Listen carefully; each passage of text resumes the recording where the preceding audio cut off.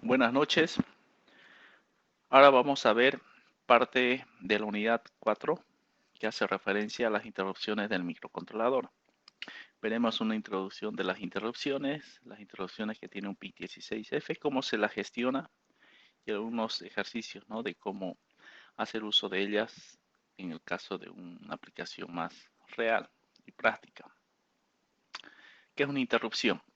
En realidad, la interrupción es un recurso, ¿no?, propio del microprocesador. Entonces hablamos de un recurso de hardware.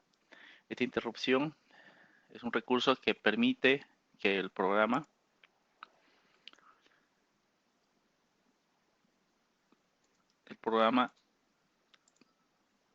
perdón, vamos a cambiar acá, el programa que ejecuta una secuencia de instrucciones de forma secuencial pueda ser cortado, ¿no? Es decir, pueda por un momento dejar de hacer lo que está haciendo para atender un evento que tiene mayor relevancia o importancia. Entonces, atiende este evento se conoce como rutina de servicio a la interrupción y una vez finaliza la atención, el sistema vuelve a ejecutar al programa principal, es decir, retorna al punto donde quedó antes de iniciar o de atender al evento. Entonces, toda parte de cómo se lleva a cabo es parte del recurso que tiene el microprocesador, ¿no?, que se llama interrupción. Me gusta hacer la comparación o analogía con el caso de la tarea que podía tener uno cuando necesita revisar si afuera de la casa hay alguien o no hay alguien, ¿no? Entonces, una técnica que puede llevar a cabo esta tarea es que cada cierto tiempo yo vaya a la puerta y verifique si hay o no alguien afuera. Entonces, esto generalmente se conoce como pooling, ¿no?, en la programación de software, que es verificar el valor continuamente a ver si no hay un cambio o si hay el cambio. Entonces, la analogía en este caso de la interrupción sería que en vez que yo verifique continuamente, yo instale un timbre en la puerta, de tal manera que la persona que llega a la puerta toca el timbre y me notifican a mí a través del sonido de que hay una persona afuera, entonces yo voy afuera y le abro la puerta, ¿no?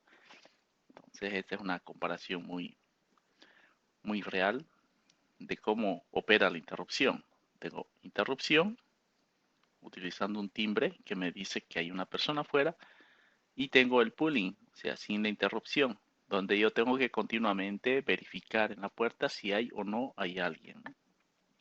Entonces, el procedimiento que atiende la interrupción, como se comentó, se llama ISR. Y los microprocesadores se apoyan bastante en este recurso para indicar algunos eventos, como ser el cambio de estado lógico en alguno de los pines que tiene el microcontrolador. También puede haber un evento para indicarme cuándo llegó un dato al receptor serial, ¿no?, que tiene el microcontrolador, o cuando se finaliza el proceso de conversión de una señal analógica, es decir, cuando ya tengo el resultado, que es un valor binario de una muestra ADC, puede haber también un evento, ¿no? Y por supuesto, ¿no?, uno que se utiliza bastante es cuando ocurre desbordamiento en el registro contador. Esto se vio en la unidad anterior de cómo trabaja, ¿no?, el contador con una bandera. Entonces, básicamente esa bandera es la que me genera el evento en el microprocesador. Podemos verlo también como ejemplo de esta manera. Dentro de la secuencialidad que tiene el programa principal, hay una serie de instrucciones, vamos a llamar por secciones procesos, que se van ejecutando uno tras de otro, ¿no? Entonces, cada uno de estos procesos pueden ser llamadas a funciones o procedimientos que van a demorar un tiempo propio, ¿no?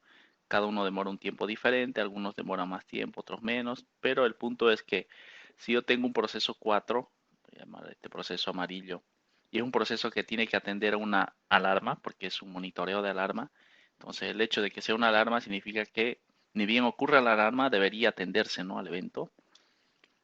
Si yo no tuviera las interrupciones, este proceso tendría que estar dentro de la secuencia del programa principal.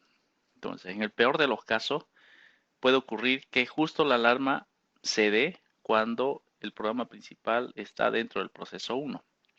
Entonces, si aquí se da el evento de la alarma, se tiene que esperar a que termine de ejecutarse el proceso 1, luego el proceso 2 y luego el proceso 3 para que recién cuando llegue el proceso 4 se pueda atender a esa alarma, ¿no? Entonces fíjense que ha transcurrido bastante tiempo. Entonces si es algo crítico que requiere atención inmediata, dentro del programa principal no va a ser posible bajo este esquema. Y eso es algo que me va a salvar el uso de la interrupción. En el caso del uso de la interrupción, yo voy a colocar en la ISR la atención al evento que requiere mayor importancia, ¿no? O atención inmediata, como se dice. Entonces, dentro del ISR coloco la detección o monitoreo de la alarma. Este monitoreo de la alarma se va a dar en cualquier instante donde el programa principal pueda estar dentro del proceso 1, el 2 o el 3, ¿no? Entonces, en cualquiera de estos momentos dentro del programa principal puede ocurrir el evento y se atiende al evento. Es decir, se hace el monitoreo de la alarma y una vez finalice el evento, el programa retorna a lo que estaba haciendo previamente. Esto es interrupción, respuesta inmediata. Dentro de este proceso de ejecución de una interrupción, se dice que el sistema no permite la anidación cuando se ejecuta una rutina ISR y dentro de este instante no se puede llevar a cabo la atención a otro evento, ¿no? Es decir, no es posible atender otro evento cuando se esté ejecutando ya uno. Entonces se tiene que esperar que finalice la ISR para que se pueda atender otro evento. Entonces se llama sin anidar. Y en el caso de que sea un sistema que permita interrupciones anidadas, significa que cuando yo estoy ejecutando una interrupción, dentro de esta interrupción se puede generar otro evento y este evento puede ejecutar otra rutina de interrupción que está en otro nivel, ¿no? Y se puede seguir escalonando a más niveles. Entonces, esto se llama sistema de interrupciones anidados. En este caso, en algunos microcontroladores que permiten esta forma de anidar las interrupciones, tiene que dar las opciones de poder determinar las prioridades, ¿no? De las interrupciones, es decir, qué interrupción tiene más prioridad sobre la otra. Entonces, la gama, por ejemplo, de los PIC 18 posibilitan, ¿no? la priorización de interrupciones. Claro que tiene solamente dos vectores, ¿no? Pero es posible determinar cuál tiene más prioridad que otra en base a una configuración previa. El caso de los PIC16F no permite la anidación. Poseen un único vector y una sola prioridad para todas. La rutina de servicio a la interrupción. Dentro de esto también podemos considerar algunos términos muy utilizados, que son el evento, el contexto, el vector de interrupción, la prioridad y la latencia, ¿no? Ya hablamos de la prioridad. Vamos a hablar del evento también, que es el momento donde ocurre, ¿no? La situación que requiere una atención. Aquí vamos a ver dentro del proceso de atención a la interrupción, vamos a ver 6 pasos, ¿no? 1 es el evento, 2 es el momento donde el programa contador, estamos hablando a nivel de registro, se carga automáticamente con la posición 04. El microcontrolador PIC16F o toda la gama PIC16F tiene un solo vector de atención para las interrupciones, que es la posición 04 dentro de la memoria de programa, ¿no? Entonces el contador de programa se carga con esta posición y en esta posición tendría que estar básicamente la instrucción que va a llamar al lugar donde se encuentra la ISR. Entonces aquí generalmente hay un GoTo, ¿no? Un GoTo que va a llamar a la posición donde inicia la ISR para poder atender a las interrupciones. Antes de llamar y después de llamar a la ISR se tiene que almacenar el contexto y recuperar el contexto. ¿Qué es el contexto? Dice mí, son registros de estado, variables necesarias para que el programa principal pueda continuar la ejecución normal del programa al finalizar la ISR, ¿no?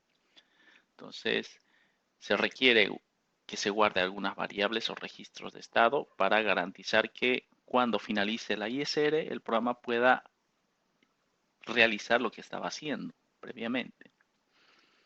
Ese sería el paso 6, ¿no? El vector de interrupción, como les comenté, hay un solo vector de interrupción dentro de la gama PIC16F. Por suerte, el compilador lleva a cabo gran parte de estas tareas de forma automática, ¿no? Lo único que nosotros tenemos que llevar a cabo dentro de la configuración es configurar las habilitaciones de cada interrupción y por supuesto crear nuestra rutina ISR, ¿no? Que va a atender a las interrupciones. Los PIC 16F, como les comenté, disponen de varias fuentes. Una característica es que cada evento o fuente de interrupción tiene un habilitador y una bandera. El habilitador, como dice su nombre, habilita de forma individual cada tipo de interrupción. Y la bandera es la que me indica cuándo ocurrió ese evento, ¿no? Adicionalmente, el bit GIE es un habilitador global. Aquí dentro de este esquema lógico se puede ver, ¿no? Cada interrupción tiene asociado un IF y un IE. Dentro de este primer nivel, podemos notar que para que el CPU pueda enterarse de que ocurrió un evento, necesariamente GIE tiene que estar en 1, ¿no? Porque si GIE está en 1, esta es una compuerta AND, la salida es 1 solo si ambos son 1, ¿no? Entonces aquí este GIE es 1 y el resto va a depender de las banderas que tenga o los habilitadores que tenga el resto de estas interrupciones. Entonces aquí está el primer nivel. Estas son las interrupciones básicas que tiene casi todo microcontrolador PIC 16F de base media sobre todo. Y luego hay otro nivel acá, ¿no? De habilitadores y banderas. Este nivel se habilita únicamente cuando el bit PEIE está activo, ¿no? Si no está activo, ninguna de estas interrupciones va a operar. Entonces tiene que estar activo para que funcione cualquiera de estas, ¿no? Aquí están los nombres que describen de forma resumida cómo opera cada interrupción. Vamos a hablar un poco de la interrupción externa, de la interrupción del temporizador y también de la interrupción de recepción del user, ¿no? O del módulo serial.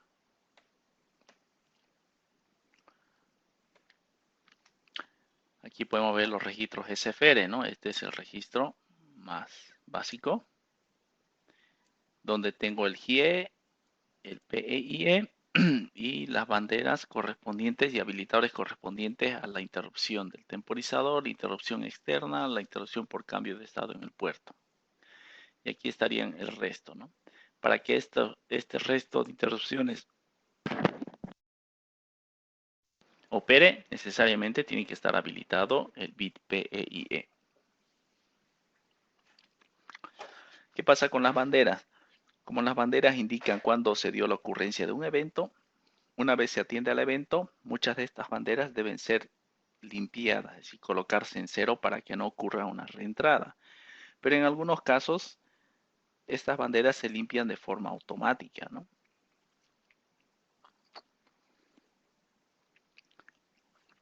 Como el microcontrolador también no permite la anidación de una interrupción, entonces a nivel de hardware, una vez se atiende al evento, automáticamente el bit GEIE se desactiva.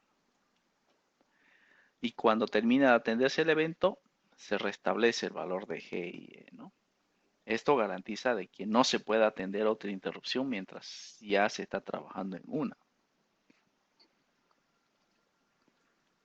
Solo como un ejemplo de comparación, un Atmega 328, que es otro microcontrolador muy utilizado, sobre todo en las tarjetas Arduino 1, disponen de hasta 25 eventos, ¿no? Para atender las interrupciones. A diferencia del PIC, que tiene un solo vector de interrupción, que es la posición 04, en un Atmega podemos notar que cada evento de interrupción tiene su propio vector. Entonces, dentro de este vector se coloca la instrucción que va a llamar a la rutina ISR propia de cada evento, ¿no? Aquí podemos ver la descripción de las interrupciones.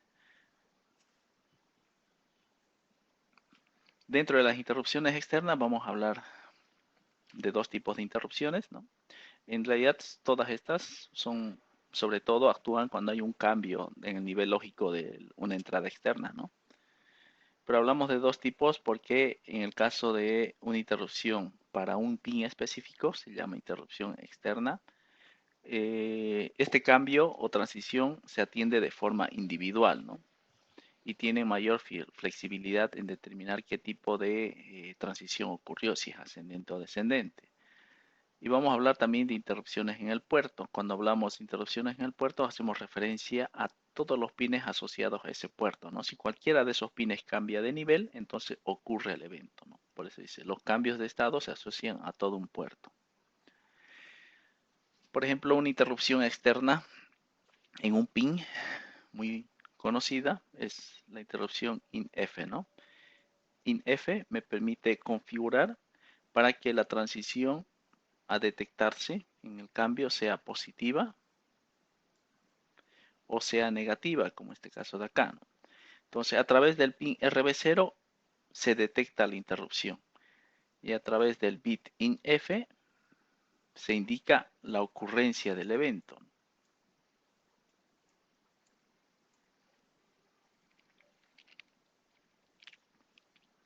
En el caso del PIC 16F887 se dispone de una interrupción externa, ¿no? Para el pin RB0, es individual. En el caso de la Mega 328 se dispone de dos interrupciones externas para el pin PD2 y el pin PD3. Si hablamos del cambio de estado en un puerto, es decir, todos los bits asociados al puerto, el PIC 16F887 dispone del puerto B. Entonces, el puerto B hace referencia a que todos los bits del puerto RB0 hasta el RB7 pueden generar el evento, ¿no? En el caso de un Amiga 328, el cambio de estado puede ser aplicado al puerto B, todos los bits del puerto B, todos los bits del puerto C y todos los bits del puerto D, ¿no? Entonces cada uno tiene su propia bandera, que son PCIN 0, PCIN 1 y PCIN 2. Es más flexible, ¿no? En este caso el Amiga 328 en cuestión de la cantidad de posibles eventos que pueda atender. Para la interrupción del receptor UART o USART, ¿no? En realidad se tiene la necesidad de utilizar en muchos casos la bandera para indicar cuando está disponible un dato, ¿no? En la entrada. Entonces es importante porque en muchos de los microcontroladores de gama media o gama media mejorada, la cantidad de bytes recibidos que se puede retener antes de que se sobrescriban con la llegada consecutiva de información a través del puerto es muy limitada. Por ejemplo, en el PIC hablamos de tan solo 2 bytes, ¿no? 2 bytes de posible retención que puede haber. Entonces es por eso que se debe usar la bandera para que automáticamente se pueda crear una rutina que ni bien llegue un dato o esté listo un dato para la recepción, la rutina la recupere, ¿no? Antes de que se pueda sobreescribir. Como, como esta rama de bits de habilitación y banderas está dentro de los registros de los periféricos, es necesario activar el PEIE, ¿no? El bit PEIE para que se pueda trabajar con esta interrupción de recepción serial. Un programa básico para la recepción de un dato o un mensaje utilizando el ISR y la interrupción de recepción es este de acá, ¿no? Inicia el código ISR y lo único que tiene que hacer el código es verificar si la bandera está activa. Entonces, si la bandera está activa, se tiene que recuperar el texto, ¿no? El texto. Esta función de recuperar el texto va recuperando en un vector consecutivamente los caracteres, ¿no? Que van llegando en el puerto serial. Entonces, una vez se recupere esa información, si no hay más datos disponibles, se finaliza con el código ISR. Entonces, aquí podemos ver un mensaje. Muchas veces los mensajes dentro del lenguaje C simplemente son un arreglo de caracteres, ¿no? Un vector chars donde para indicar cuándo terminó la cadena se lo indica a través de un carácter especial. Por ejemplo, puede ser un avance de línea o puede ser un carácter nulo. Entonces aquí tendría mi función para recuperar el texto. No vamos a entrar mucho en detalle de cómo se lleva a cabo esto, ya que simplemente interesa saber cómo nos beneficia el uso de las interrupciones, ¿no? Para que este pequeño procedimiento pueda automáticamente completar un mensaje de llegada.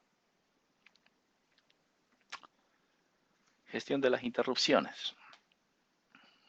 Vamos a ver como ejemplo la interrupción externa. Para este caso, dentro de la programación de una interrupción con XC8, se tiene que considerar nuestro programa principal, ¿no?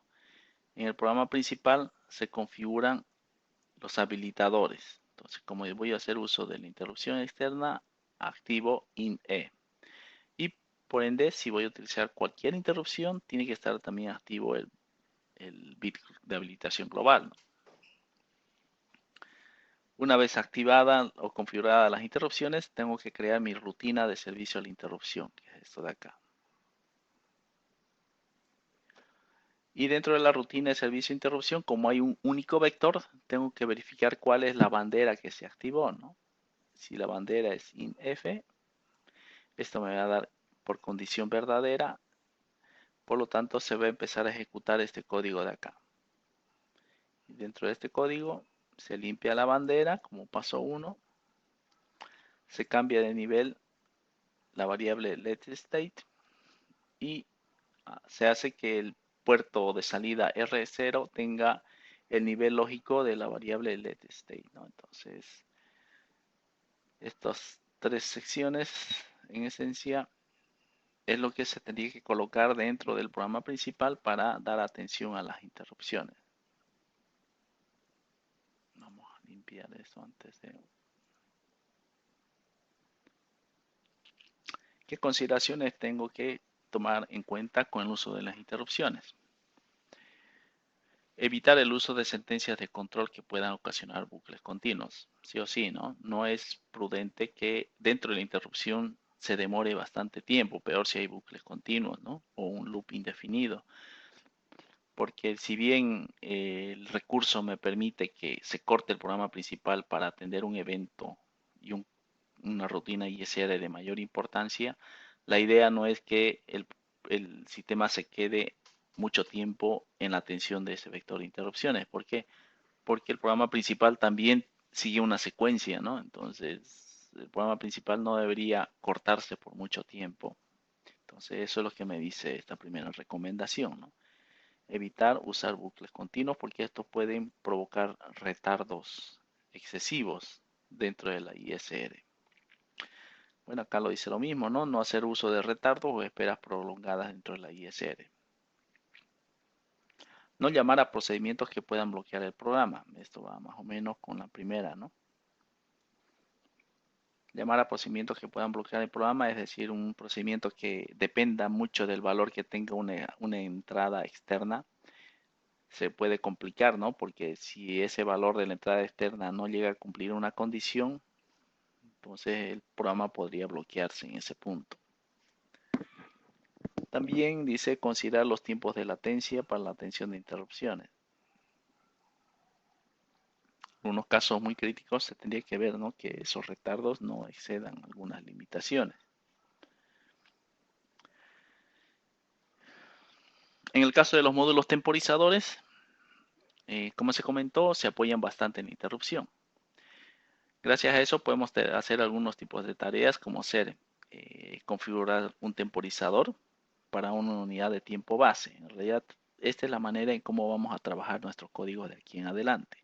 Primero vamos a configurar esta unidad de base de tiempo y luego vamos a configurar la interrupción del temporizador para notificar cuándo se dio la ocurrencia de esta base de tiempo. Entonces esta base de tiempo va a ser bien corta, ¿no?, en orden de los milisegundos, y cada vez que completa el milisegundo correspondiente a esta base de tiempo se va a notificar a través de la interrupción. Luego la rutina de interrupción deberá reiniciar el contador automáticamente. También me dice que cada tarea controlará su estado en base al tiempo del temporizador. Un ejemplo práctico para poner en desarrollo todos estos conceptos que hemos visto sería utilizar este ejercicio, ¿no?, que me dice configure la base de tiempo de 1 milisegundo en el módulo timer 0 del PIC16F que tiene una frecuencia de 8 MHz, ¿no? Aquí tenemos en resumen cómo opera el registro TMR0. Es un registro que se va incrementando con cada ciclo de instrucción y esta sería mi ecuación. Dentro de esta ecuación lo que tengo que hacer es reemplazar esta frecuencia de oscilación por los 8 MHz y asignarle una preescala, ¿no? En este caso la preescala que utilicé fue 16, ¿no? Podría haber sido 32 o 64, no habría problema, igual podría haber sido ese valor y tendría que configurarse, ¿no? Para los 1 milisegundo. Entonces, una vez hecho el cálculo, dentro del programa principal tengo que configurar el temporizador. Esto es parte de la unidad anterior. Aquí se hace la configuración del temporizador y sobre todo el valor que tiene que cargarse a TM de 0. Este valor debería ser de 131, no 130. Luego se configura la interrupción del temporizador para que se pueda emitir la notificación, ¿no? Esto es en esencia es simplemente habilitar el T0IE y por ende el habilitador global, ¿no? Y finalmente implemento la rutina de interrupción. Esta rutina de interrupción va a permitir llevar a cabo el cálculo del tiempo, ¿no? Entonces, dentro de esta rutina de interrupción, si pueden ver acá se está reiniciando también nuevamente el contador con un valor, ¿no? Eso se llama reinicio del contador, con un valor para que se produzca el segundo periodo, ¿no? Si vamos a hablar de milisegundos, este tiempo es lo necesario para que se pueda generar otro milisegundo, ¿no? Y vuelva a ejecutarse este programa. Entonces, cuando transcurre el milisegundo, acá se utiliza esta variable que es una variable bandera que me indica el desbordamiento que se da, ¿no? En el sistema. Y ese desbordamiento es de 1 milisegundo. Entonces, dentro del programa principal, yo me enfoco en el valor que tiene esa bandera, ¿no? Porque si la bandera es 1, significa que transcurrió 1 milisegundo. Y si transcurrió 1 milisegundo, voy a empezar a ejecutar todas las tareas dentro del programa principal de forma consecutiva. Con eso hemos terminado esta parte de los conceptos. Vemos también un poco del concepto de máquinas de estado, sobre todo porque vamos a tratar de aplicar este modelo de programación en las prácticas que desarrollaremos adelante, ¿no? Pero se aplicará mejor con los programas que vamos a ver. En realidad, como se comentó, es un modelo simplemente que tiene como objetivo mantener la estructura del código bastante organizada, ¿no? Esa es su principal razón. A nivel conceptual, se habla siempre de dos modelos, máquina de Moore, máquina de Mealy. En la máquina de Moore, esta salida depende únicamente del estado presente en su entrada. En cambio, en Mealy, esta salida depende del estado presente y también del valor de esta entrada. Entonces, eso es el principio fundamental de la máquina de estado, ¿no? Luego, para llevar a cabo un diseño con máquinas de estado, se utiliza bastante los diagramas de estado y transiciones, ¿no? Estos simplemente son gráficos donde para ambos casos los círculos son los estados y las flechas son las transiciones, ¿no? Estas transiciones dependen de las entradas y en muchos casos va a depender también del estado, ¿no? Sobre todo si hablamos del modelo de Mealy, ¿no? Algunas diferencias entre ambas máquinas son que Mealy generalmente posee menos estados que Moore. La estructura de Moore, por contraparte, puede llegar a ser más simple de comprender que la de Mealy, ¿no? Sobre todo cuando se utiliza lenguajes HDL. En Mealy la salida se dice que no está sincronizada con el estado presente. ¿Por qué? Porque tiene dependencia directa de la entrada, ¿no? Si la entrada cambia, la salida también podría cambiar. Bueno, vamos a ver ahora entonces un pequeño ejercicio, para lo cual vamos a ir a este sitio. Este es un repo tiene esta dirección, ¿no? Donde está el programa base. Este programa base que lo describo acá funciona con este circuito básico, ¿no? Que está en base a un microcontrolador PIC16F887. Entonces lo básico que tiene este microcontrolador es, uno, la alimentación, 5 voltios, tierra. Luego tiene el circuito del reinicio, que es básicamente un pulsador con su resistencia pull-up conectado al pin de reinicio, pin R3 en este caso. Y aquí tiene también lo necesario para poder hacer la carga del código a la memoria de programa, ¿no? A través de un puerto ICSP. Y finalmente en la patilla 27, que es el pin R2, tiene conectado un LED, ¿no? Un LED con su resistencia, con la cual vamos a crear un pequeño programa para el destello, ¿no? Que es el destello que me permita identificar que el programa está funcionando correctamente, ¿no? En este caso, el destello lo vamos a hacer utilizando la base de tiempo de 1 milisegundo, que es lo que vimos en la presentación. Entonces pueden ver acá que para este circuito tengo mi programa base. Mi programa base no es más que, uno, la configuración de los fusibles necesarios para que opere este circuito. Un circuito que va a utilizar el oscilador interno, por eso es que no ve ningún cristal por fuera conectado a este esquema, ¿no? Use el oscilador integrado. Y acá voy a hacer una definición para el pin que tiene al LED, ¿no? Ese pin que le llamo LED pin es en esencia el pin RE2, ¿no? Del puerto RE. También acá voy a hacer uso de esta variable. Esta variable es una variable de 8 bits sin signo que se llama TIC1ms, ¿no? Me va a servir para indicar cuándo ocurrió el milisegundo del evento, ¿no? Que se atendió en interrupción.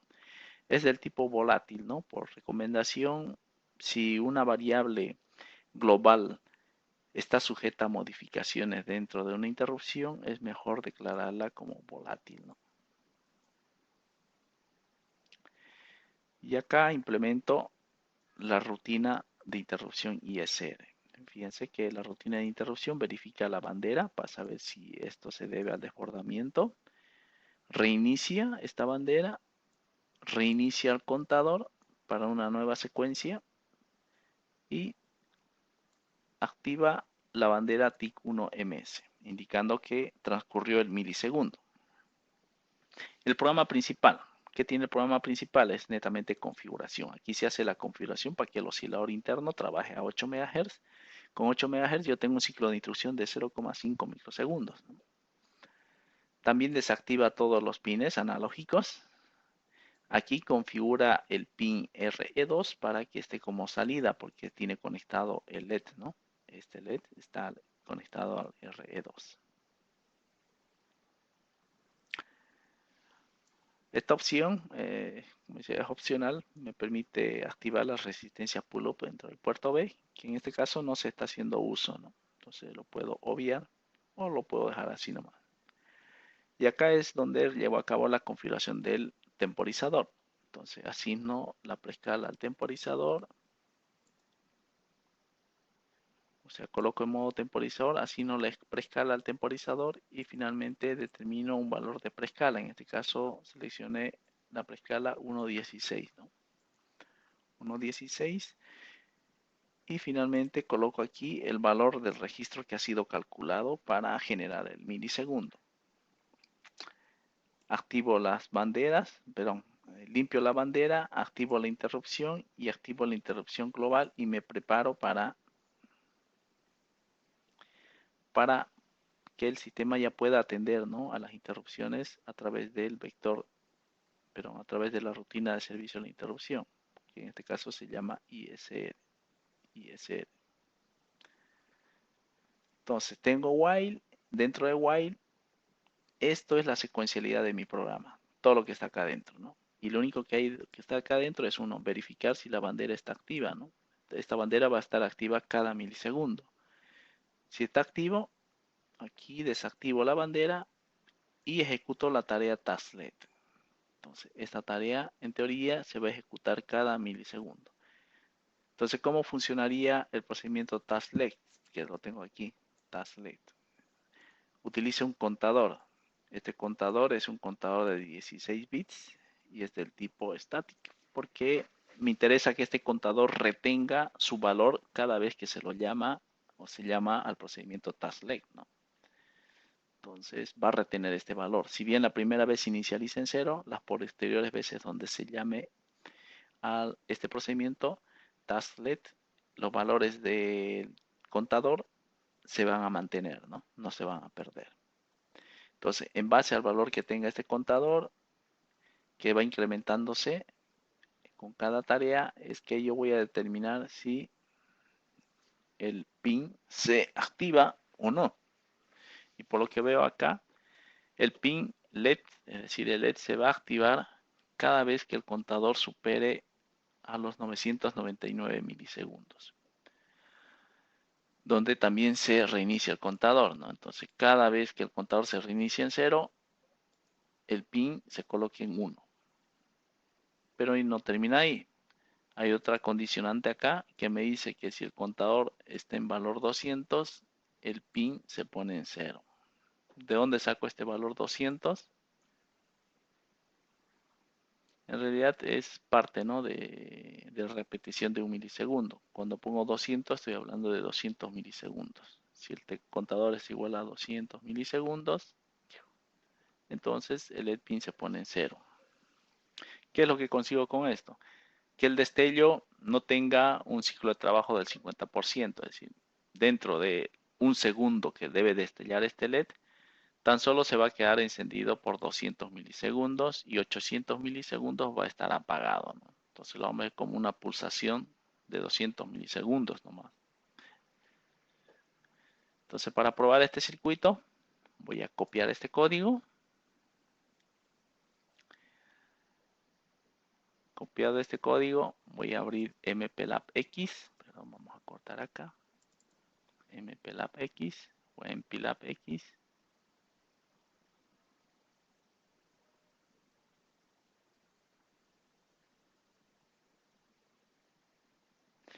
Asimismo voy a crear mi circuito para probar la simulación. Voy a abrir acá Proteus.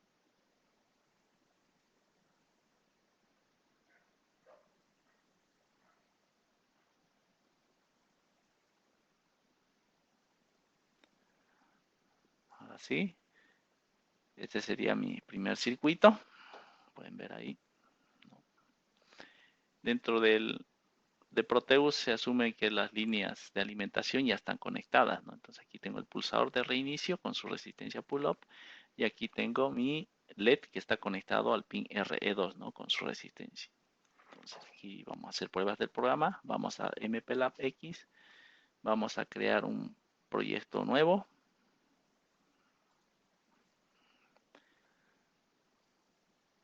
Aquí coloco PIC 16F887. Pero me faltó la F. Selecciono ese PIC. Le doy siguiente. Aquí uso el último compilador que tenga descargado. En mi caso es el 245. Y acá voy a crear mi programa, ¿no? Le vamos a poner PIC 887 Lab 0 le voy a poner. Lab 0. Finalizo.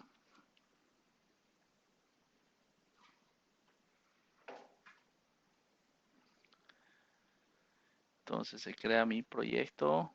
Tengo la estructura lógica de mi proyecto. Acá dentro del archivo fuente voy a hacer nuevo y voy a crear mi archivo fuente que va a tener el nombre main. Finalizo esto.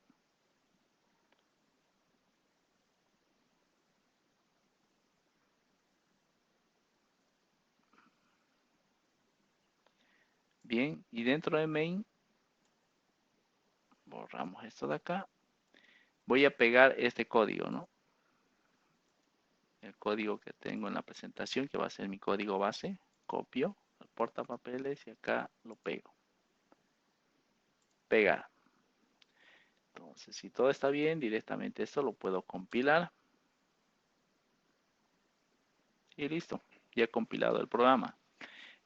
Acá, nuevamente, para recordar, ¿no? La versión que tengo actualmente, el MPLAB X y el compilador no me está exportando los nombres de registros y bits, ¿no? Que tiene este microcontrolador. Por eso me sale esto con las líneas rojas, ¿no? Como si hubiera un error. Pero aún así me ha compilado correctamente. No es que no me las esté reconociendo, las reconoce, ¿no? Pero no me la está generando ahí en la codificación. Para solucionar esto, lo que puedo hacer es lo siguiente. Voy a habilitar manualmente la carpeta donde están estos archivos. Eso lo hago aquí dentro de esta opción que dice compilador y aquí vengo a la parte donde dice incluir directorios. Busco aquí la carpeta. ¿Dónde va a estar esa carpeta? Primero tienen que irse al lugar donde está instalado el compilador XC8. En mi caso yo lo tengo dentro de OPT, Microchip, XC8, versión 245. Acá voy a la opción PIC. Aquí me voy a Include y aquí a Proc. Le doy Open, Open, Apply y OK.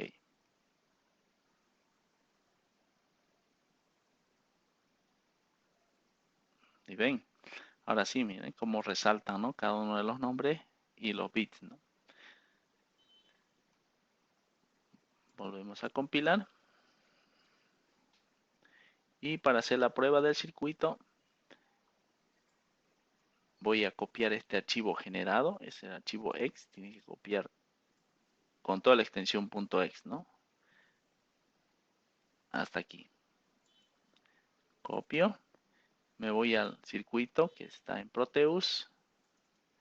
Acá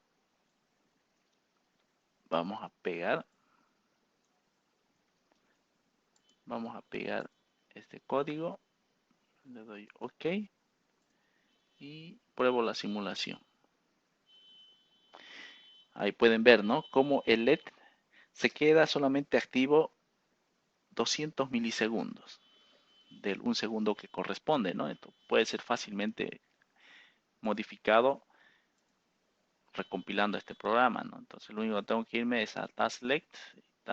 Ahora quisiera que el tiempo que se mantenga en alto no sea 200 milisegundos, sea tal vez al revés, ¿no? Sea 800 milisegundos. Entonces, voy a compilarlo con 800 milisegundos.